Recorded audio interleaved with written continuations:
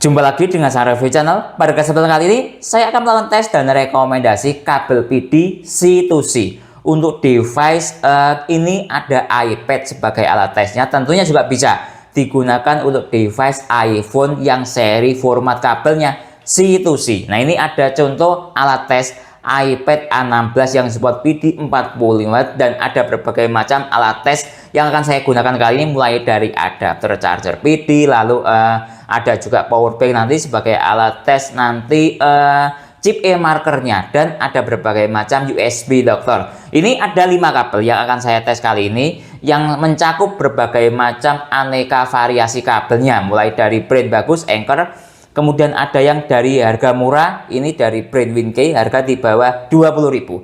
Ada yang ukurannya panjang, digital display dari brand Micropack, dan ada juga yang tingkat digunakan nyaman. Ini ada dari brand Vivan. Terakhir dari Acmic, ini Acmic Digiline digital display. Seperti apa performa kabel yang akan saya rekomendasikan buat iPad ataupun iPhone device? Simak videonya. Sebagai dasar tes, pertama kita cek dahulu dari sisi kabel bawaan iPad A16. Ini saya belinya dari iBox ya, jadi kualitasnya atau tingkat keasliannya terjamin. Nah, ini ya kabel bawaan dari iPad A16. Lihat itu ada tulisannya lumayan kecil di sebelah sini. Nah, menunjukkan sebuah keaslian dari kabel itu. Nah, seperti ini. Nah, pertama kita cek dahulu kabel bawaan iPad A16 ini dia menggunakan arus berapa ampere. Oke, saya cek dari sisi arusnya dahulu. Nah, lihat ini loading cek arus dari kabel bawaan iPad A16. Nah, lihat dia support PD trigger 63W. Jadi kita lihat ini arusnya. Ini rata-rata dia support ke 3 ampere. Jadi terlihat ya, arus dari kabel bawaan iPad A16 ini 3 ampere karena saya menggunakan alat tes adapter charger ini dari brand Note X yang support daya 140W. Nah, kemudian ini coba saya cek resistensi dari kabel bawaan iPad A16. Sudah saya hubungkan dengan menggunakan dual USB Dr. Finergy. Pertama kita cek dahulu dari sisi sebelum melewati resistensi. Dia berada di daya 26W. Nah, oke, kemudian setelah melewati resistensi, dia melewati, ini lihat dayanya 24W. Jadi kurang lebih resistensi dari kabel bawaan iPad ini di 2W. Mohon dikoreksi bila salah. Ini sebagai dasar patokan kita dalam tes nanti. Kemudian dari sisi ripple kabel bawaan iPad, lihat ini sudah saya tes ketika menggunakan kabel bawaan iPad. Ripple-nya coba saya pause secara acak, menghasilkan nilai VPP 78 mV. Kabel PD Anker Zolo 240W. Nah, ini modelnya cukup bagus, dia simple, menggunakan desain bahan nylon braided seperti ini. Dari sisi ujung satu ke ujung lainnya modelnya sama. Warna portnya ini lihat, dia warna hitam. Baik, sekarang kita cek dahulu dari sisi arus dari kabel ini, dia berapa ampere.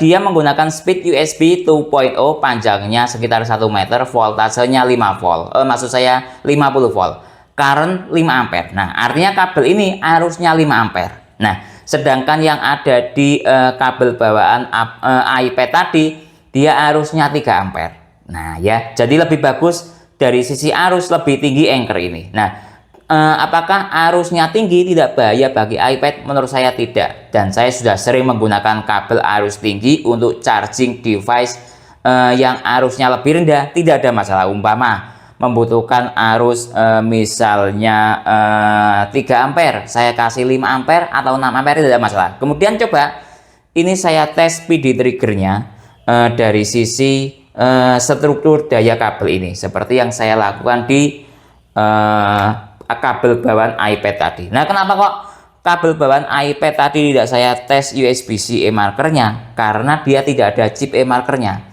sehingga tidak bisa dicek dari sisi sistem data seperti di Anker ini. Lihat ini, saya masuk ke PD trigger. Secara aturan main, adapter chargernya kan 140W, tapi ini dayanya kabelnya 240W. Pasti akan kepentok di adapter chargernya. Lihat, dia 140W, sesuai mengikuti daya maksimal dari adapter chargernya. Lihat, dia support arusnya 5 ampere. Nah, sama seperti data yang ada di USB-C e-marker tadi atau USB-C kabel tadi. Oke, dari sisi sini sudah Sekarang coba saya hubungkan ke iPad device-nya untuk cek resistensi dan ripple-nya. Lihat ini, sudah saya hubungkan. Start dari baterai 28%. Pertama coba kita cek dari sisi resistensi kabel ini. Tadi ketika menggunakan kabel bawaan iPad resistensinya sekitar di 2 watt. Kita cek dari sisi yang ada di sini dahulu. Nah, lihat ini. Dia masih loading ya menuju titik daya maksimal. Kita tunggu sebentar. Nah, lihat ini perkiraan sudah mencapai titik daya maksimal di sekitar 25 atau 26 watt menyentuh sedikit. Anggap dari 25,7 ya. Kemudian ke iPad-nya 23,9. Berarti anggap sekitar 2 watt. Nah, lihat itu. 2 watt ya. Seperti itu. Jadi kurang lebih dari sisi resistensi, kalau Anker ini perkiraan bahkan bisa 2 watt bolong atau kurang. Anggap 1,8 atau 1,7 watt. Mohon dikoreksi bila salah. Jadi kalau menurut saya dari sisi resistensi kabel lebih bagus Anker dibandingkan dengan kabel bawaan iPad tadi kurang lebih di area sekitar 2 watt. Mohon dikoreksi bila salah atau anggap 11-12 lah ya. Sedikit lebih bagus Anker dari sisi resistensinya. Dari sisi sini sudah. Sekarang coba saya tes sebentar. Saya taruh di sini dahulu. Kemudian saya cek dari sisi ripple-nya. Nah, lihat ini ripple-nya. Saya pause secara acak. Menghasilkan nilai VPP 102 mV. Kalau tadi menggunakan kabel bawaan iPad, dia mencapai di angka sekitar 70-80 ya. Mohon dikoreksi bila salah. Jadi dari sisi ripple lebih bagus kabel bawaan iPad, tapi dari sisi resistensi lebih bagus sedikit Anker. Micropack kabel digital display dayanya 240 atau 250 watt. Nah, ini juga ada USB-C e-markernya atau USB-C kabel ini ada digital displaynya. Nah, lihat dia modelnya seperti ini. Ini yang saya suka, kabelnya itu memiliki panjang 2 meter. Sehingga enak ya digunakan untuk charging ke iPad ataupun laptop dan lain-lain karena panjangnya 2 meter. Nyaman digunakan. Nah, secara fisik dia menggunakan nylon baret seperti ini. Kemudian fisik dari ujung ke ujung dia seperti ini. Coba saya balik. Nah, seperti ini. Nah, coba saya cek dari sisi USB-C e-marker atau USB-C kabel karena arusnya 200 karena dayanya 240 watt sehingga dia bisa dicek dengan metode seperti ini. Nah, sebentar. Nah, ini. Kemudian coba saya cek dari sisi yang ada di digital display-nya. Lihat ini saya hubungkan. Nah, terbaca dengan baik. Lihat ini, dia speednya USB 2.0, panjangnya 2 meter, voltasenya 50 volt, current atau arus 5 ampere.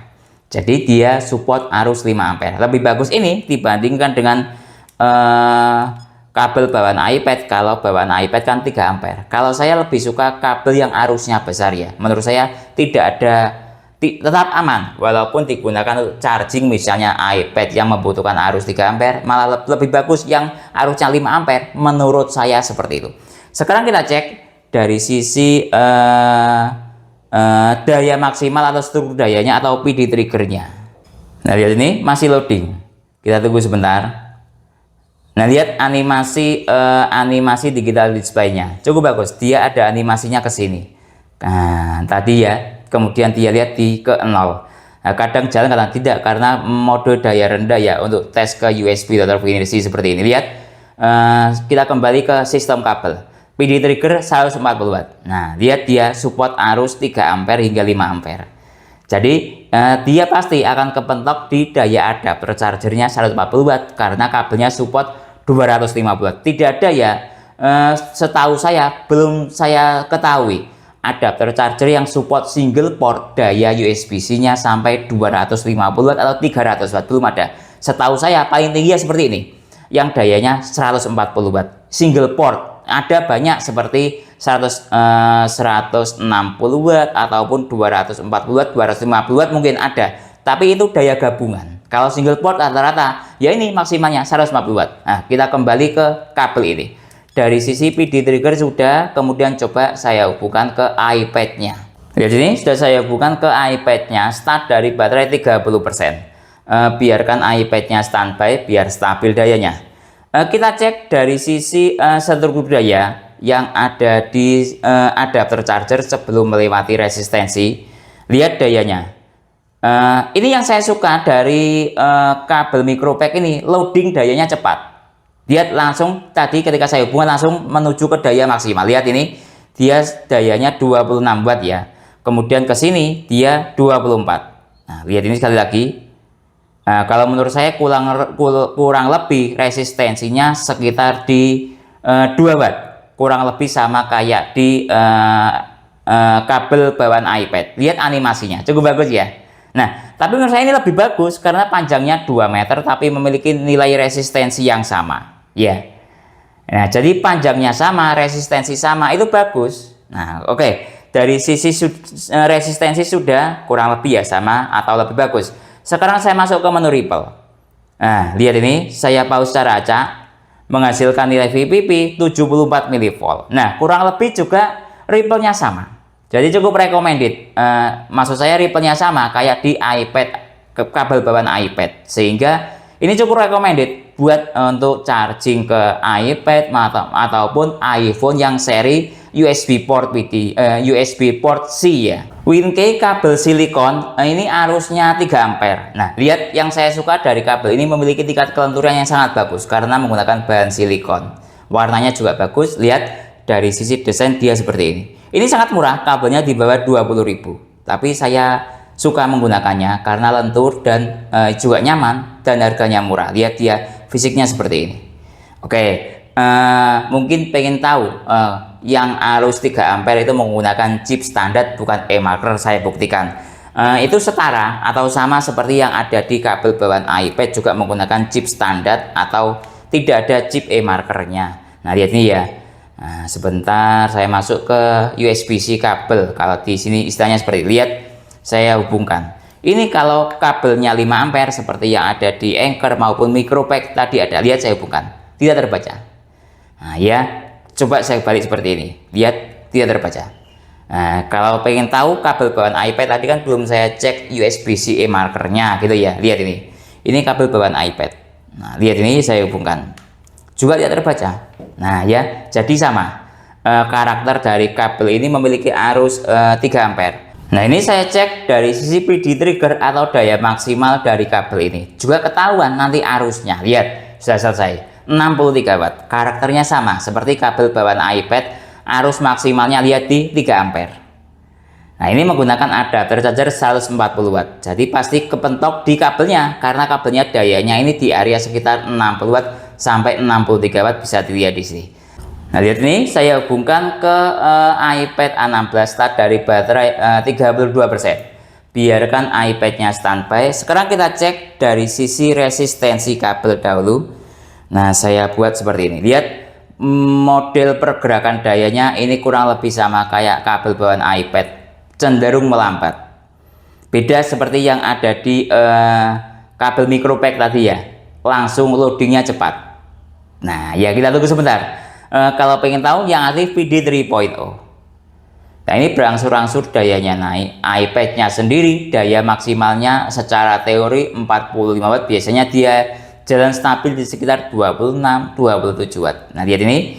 Secara yang ini sebelum melewati resistensi, dia sudah jalan di 25,8. Menyentuh di 26 turun ke 25,8. Kemudian kita cek dari sisi setelah melewati resistensi 23,9. Nah, lihat. Ini kurang lebih resistensinya sekitar 2 watt. Nah, ya kurang lebih lihat ini. Jadi kurang lebih sama kayak kabel bawaan iPad. Nah, cukup bagus. Harga murah tapi kurang lebih performanya sama kayak di kabel bawaan iPad. Sekarang coba saya cek dari sisi Ripple-nya. Nah, lihat ini. Saya pause secara acak Ripple-nya. 99 mV nilai Ripple-nya. Kalau tadi kabel bawaan iPad Ripple-nya di angka sekitar 70 sekian. Ya, 11-12 lah ya kayak di kabel bawaan iPad ini 99. Masih aman. Harga murah tapi performanya kurang lebih 11-12 lebih bagus sedikit kabel bawaan iPad. Cukup recommended. Vivan VOR 240 watt. Ini kabel yang paling saya suka, sering saya pakai buat alat tes karena dia itu handlingnya enak. Di bagian sininya kesat sehingga lepas colok itu enak, mudah, tidak licin. Dibandingkan dengan Anchor Zolo 240 watt, saya lebih suka ini. Nah, kalau pengen tahu fisiknya dia seperti ini. Lihat, Kepalanya lebih besar, ujung kepalanya dibandingkan dengan kabel Anker Zulu 240 watt. Kemudian dia juga menggunakan nylon braided seperti ini. Kurang lebih sama nylon braidednya kayak di Anker Zulu. Lihat ini, dia model portnya seperti kuning keemasan, kemudian portnya warna putih. Dibolak-balik kurang lebih sama, ujung ke ujungnya. Nah, sekarang kita cek dari sisi USB-C marker. Nah, lihat ini, saya menggunakan power bank Anker ya untuk alat tes dayanya. Nah, seperti ini. Biasanya kalau 240 watt itu ada USB-C marker atau USB-C kabelnya. Lihat ini, saya hubungkan. Terbaca. Nah, kemudian dia memiliki speed USB 2.0 1-2 meter, kurang lebih ya ini anggap 1 meter lah kalau tidak salah panjangnya. Kemudian voltnya 50 volt, current 5 ampere, 250 watt. Tapi di sini tertulis 240 watt. Sedikit beda pendapat antara teori dengan hasil tes USB Dr. Finirsi ini. Lihat ini, saya cek dari sisi PD trigger kabel. Nah, kita tunggu sebentar. Nah, kita tunggu. Nah, lihat dia 140 watt PD triggernya. Sama kayak di kabel Anker ataupun micropack, arus maksimalnya 5 ampere. Mengikuti sistem dari adapter chargernya juga. Jadi sesuai ya antara USB-C kabel atau chip marker dengan PD triggernya sama-sama di 5 ampere. Lihat ini, saya hubungkan ke iPad. Lihat start dari baterai 33% tadi ya. Nah ini kemudian biarkan iPad-nya standby. Sekarang kita cek dari sisi resistensi. Coba saya dekatkan. Lihat dia perkembangan dayanya juga melambat. Perjalanan dayanya. Jadi ya kurang lebih sama kayak di Anker. Nah, lihat itu. Dia support arus 14 volt ya, atau ini biasanya 15 volt, biasanya kadang tidak 15 volt bulat. Nah, sekarang sudah jalan di 20 watt dari sisi sebelum melewati resistensi.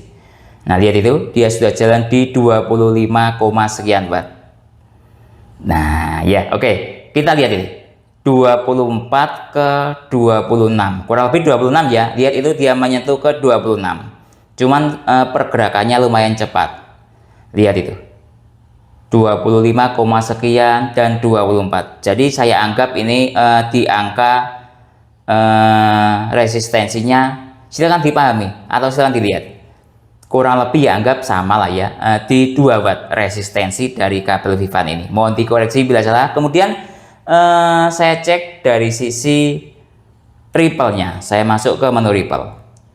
Nah, lihat ini, saya pause raca menghasilkan nilai VPP 105 mV. Lebih bagus dari sisi ripple, lebih bagus kabel bawaan iPad ya, lebih rendah di angka sekitar 70-an. Ini ripple-nya kurang lebih sama kayak di kabel Anker Zulu.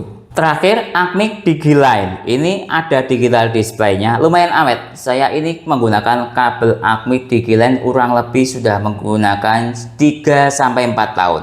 Sampai sekarang masih berfungsi dengan baik. Seperti ini visi kabelnya.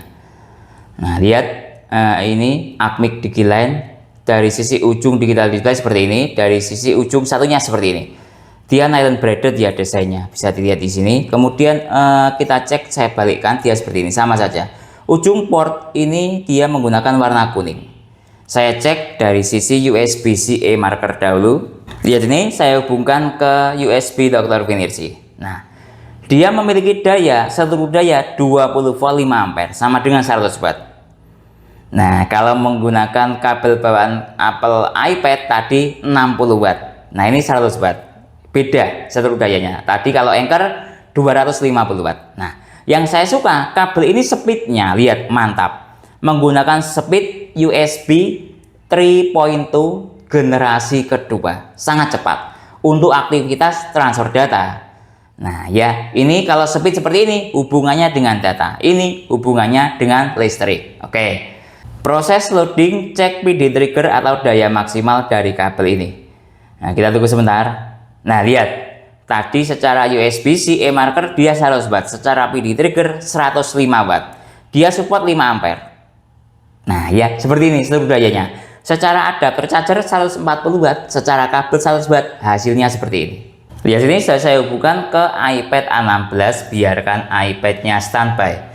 Sekarang kita cek dari sisi resistensi adapter sebelum ini. USB Dr. Vinirsi sebelum melewati resistensi. Lihat, dia masih loading ya dayanya. Kita tunggu sebentar. Nah, lihat ini, dia sudah mencapai daya maksimal 25,8, 25,9, menyentuh di 26. Nah, lihat, setelah melewati resistensi, dia di 24. Jadi menurut saya resistensi kurang lebih sama, 2 watt, seperti kabel bawaan Apple iPad, rata-rata juga di 2 watt ya. Nah, lihat ini. Digital display-nya dia nyala seperti ini. Nah ya, dari sisi resistensi sudah. Sekarang coba saya cek dari sisi ripple. Lihat ini, nilai ripple-nya lumayan tinggi. Saya pause secara acak, menghasilkan nilai VPP 112 mV kalau menggunakan kabel bawaan iPad tadi di angka 70-an. Jadi kesimpulannya, kelima kabel yang saya tes kali ini secara umum saya pecah menjadi 3 macam performa yang bagus untuk Apple iPad ataupun iPhone yang menggunakan port USB-C atau PD. Oke, pertama dari sisi yang ripple-nya rendah, karena fokus dari kita cari kabel untuk Apple iPad ataupun iPhone kan cari yang ripple-nya rendah. Nah, kemungkinan ketika ripple-nya rendah itu ke tingkat kesehatan baterai Apple iPad ataupun iPhone itu bagus secara jangka panjang. Pertama ini, dari sisi yang ripple-nya paling rendah ada di Micropack dan WinKey. Nah, ini kurang lebih sama seperti kabel bawaan iPad di angka area sekitar 70 sampai 80 mV nilai ripple-nya. Lumayan rendah. Nah, ini cukup recommended. Untuk yang WinKey dia menggunakan silikon seperti ini dan harganya sangat murah. Nah, untuk Micropack ini dia memiliki panjang 2 meter dan ada digital display-nya. Cukup enak ketika digunakan charging sambil aktivitas atau menggunakan device-nya. Kemudian yang ripple-nya ya tidak terlalu rendah atau tidak terlalu tinggi. Ada di 2 kabel ini, yaitu Anker dan Vivan. Nah, ini salah satu brand yang bukan kaleng-kaleng seperti itu ya, dan sudah tidak asing lagi di telinga kita. Performanya lumayan bagus ini. Area ripple-nya di angka sekitar 100. Nah ya, sedikit lebih tinggi tapi masih dalam kategori aman. Kenapa aman? Karena voltase iPad ini tadi saya tes kan di angka sekitar 15 sampai 14, sekian. Ini menghasilkan angka ripple 100. Menurut saya masih aman. Yang tidak aman ketika di atas 150 mV. Oke. Sekarang yang ripple-nya paling tinggi ada di Acmic ini. Dia menghasilkan nilai ripple di angka sekitar 110. Tapi sekali lagi masih aman. Secara teori itu untuk Apple iPad ini ya tidak boleh di atas 150 mV. Ini masih di 110. Jadi ya kembali ke teman-teman ingin mencari kabel yang seperti apa. Pilih yang ripple-nya paling rendah ataupun yang lain, sesuaikan dengan kebutuhan. Mungkin itu ya yang bisa saya jelaskan dalam tes dan rekomendasi kabel untuk device Apple iPad ataupun iPhone yang menggunakan port USB-C PD. Kalau teman-teman ada pertanyaan atau usulan lain yang sekiranya belum saya jelaskan dalam tes video ini, silahkan menulis di kolom komentar. Kalau teman-teman membeli kabel yang saya rekomendasikan ini atau saya tes ini ataupun alat tes lainnya, link pembelian ada di deskripsi. Saya Didin undur diri dulu. Sampai jumpa pada video berikutnya. Terima kasih.